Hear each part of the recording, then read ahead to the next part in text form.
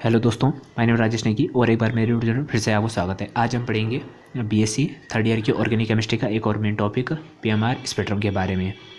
PMR spectrum जो होता है उसे 1H एनएमआर स्पेक्ट्रम भी कहा जाता है। पीएमआर स्पेक्ट्रम को प्रोटॉन मैग्नेटिक रेजोनेंस या प्रोटॉन चुंबकीय अनुनाद भी कहा जाता है। और प्रोटॉन न्यूक्लियस से प्राप्त होने वाला जो एनएमआर स्पेक्ट्रम होता है उसे ही NH एनएमआर या पीएमआर स्पेक्ट्रम कहा जाता है। अर्थात हाइड्रोजन के न्यूक्लियस से जो हमें एनएमआर स्पेक्ट्रम प्राप्त होता है उसी को ही पीएमआर स्पेक्ट्रम कहा जाता है, प्रोटॉन मैग्नेटिक रेजोनेंस।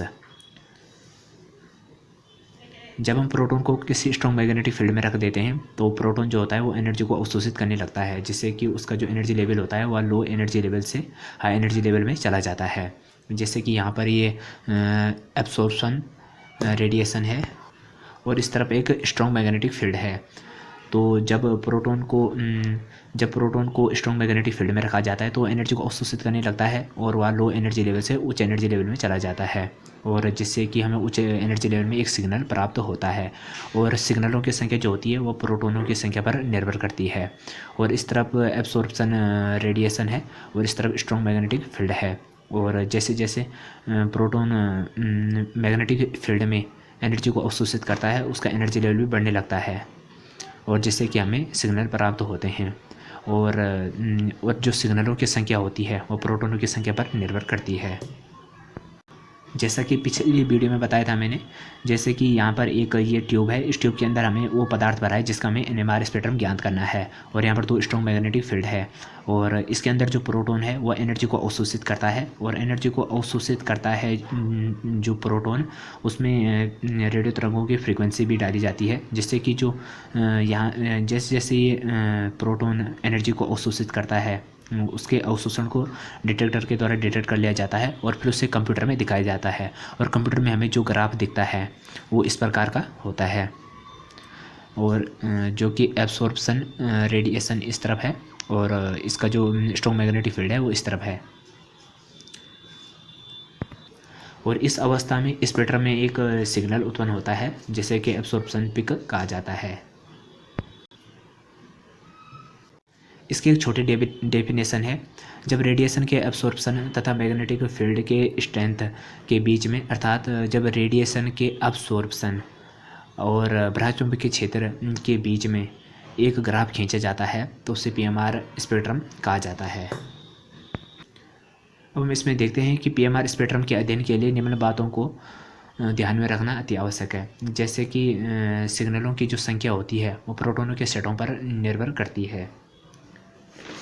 जैसे कि जो यहाँ पर ये सिग्नल है, हमें यहाँ पर एक ही सिग्नल दर्शाया है, परंतु इनमें बहुत सारे सिग्नल हो सकते हैं, और सिग्नलों की जो संख्या होती है वो प्रोटॉनों के सेटों की संख्या पर निर्भर करती है।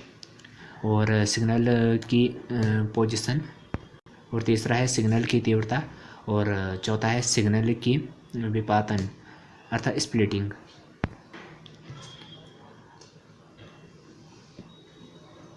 और सैंपल से प्राप्त सिग्नलों की संख्या जो होती है वह दो प्रकार की होती है। एक तो होता है तुल्य प्रोटॉन, दूसरा होता है अतुल्य प्रोटॉन। सबसे पहले इसमें तुल्य प्रोटॉन, किसी कंपाउंड के प्रोटॉन जिनका इलेक्ट्रॉनिक इन्वायरमेंट समान होता है तुल्य प्रोटॉन कहलाता है। और अर्थात किसी भी कंपाउंड में जब एक ही प्रकार के प्रोटॉन होते हैं तो उनका समान इन्वायरमेंट होता है, जिससे कि प्रोटॉनों का जो सिग्नल होता है वह एक ही प्राप्त होता है। दूसरा है अतुल्य प्रोटॉन। यदि किसी कंपाउंड में अनेक प्रकार के प्रोटॉन हो जिनका इलेक्ट्रॉनिक इन्वायरमेंट अलग अलग होता है, ऐसे प्रोटॉन को अतुल्य प्रोटॉन कहा जाता है। और इनमें पीएमआर सिग्नल की संख्या जो होती है वो प्रोटॉनों की संख्या के बराबर होगी। अर्थात किसी कंपाउंड में वे प्रोटॉन जिनका इलेक्ट्रॉनिक इन्वायरमेंट समान होता है तुल्य प्रोटॉन कहलाते हैं, और इनमें सभी में केवल एक ही पीएमआर सिग्नल होता है। और ठीक उसी प्रकार से अतुल्य प्रोटॉन में यदि किसी कंपाउंड में अनेक प्रकार के प्रोटॉन हो जिनका इलेक्ट्रॉनिक इन्वायरमेंट अलग अलग होता है तो उन्हें अतुल्य प्रोटॉन कहा जाता है। और इनमें पीएमआर सिग्नलों की संख्या जो होती है वो प्रोटॉनों की संख्या पर निर्भर करती है, अर्थात उन्हीं के बराबर होती है। जैसे कि यहाँ पर एग्जांपल के माध्यम से आप समझ लीजिएगा। जैसे कि यहाँ पर एक ये इस तरफ एक कंपाउंड है और इस तरफ PMR सिग्नलों की संख्या है, और यहाँ पर ये एथेनॉल है जो CH3CH2OH है। तो इनमें 3 प्रकार के प्रोटॉन है, 3 प्रकार के प्रोटॉन सेट है, जिससे कि हमें 3 प्रकार के सिग्नल प्राप्त हो रहे हैं। इसमें 3 प्रकार के प्रोटॉन सेट है और यहाँ हमें 3 प्रकार के सिग्नल प्राप्त हो रहे हैं, एक A और B और C, CH3 CH2 और OH है। और अब इसमें दूसरा 2-क्लोरोप्रोपेन CH3 और CHCl, इसमें केवल 2 ही प्रोटॉन है, जिसके फलस्वरूप हमें इसमें PMR सिग्नल केवल 2 ही प्राप्त हो रहे हैं। जैसे कि CH3 ये एक ही है और CHCl ये B है, और ये 2 प्रोटॉन है, जिससे कि हमें 2 प्रकार के सिग्नल ही प्राप्त हो रहे हैं। ठीक इसी प्रकार से इसमें भी है, जैसे कि यहाँ पर CH3 Cl C double bond C H और H, तो इसमें हमें 3 प्रकार के प्रोटॉन है और हमें 3 प्रकार के सिग्नल प्राप्त हो रहे हैं। और अब आप कहेंगे कि यहाँ पर एक H है और यहाँ पर भी एक H है, इनको तो एक ही सिग्नल होना चाहिए था, परंतु ये नहीं है, ये अलग अलग है, क्योंकि B और C समतुल्य नहीं है, अलग अलग है, क्योंकि B और C का जो प्रोटॉन है वह अलग अलग कंपाउंड का प्रोटॉन है। इसीलिए जो ये B और C है ये समतुल्य नहीं है, अर्थात अलग अलग प्रोटॉन है। इसलिए हमें A, B और C 3 प्रकार के प्रोटॉन हमें प्राप्त हो रहे हैं और ये 3 प्रकार के सिग्नल है। तो दोस्तों बुक में और भी एग्जाम्पल है, आप देख सकते हैं, और अगर वीडियो पसंद आए तो चैनल को सब्सक्राइब जरूर कीजिएगा। Thank you guys watching this video.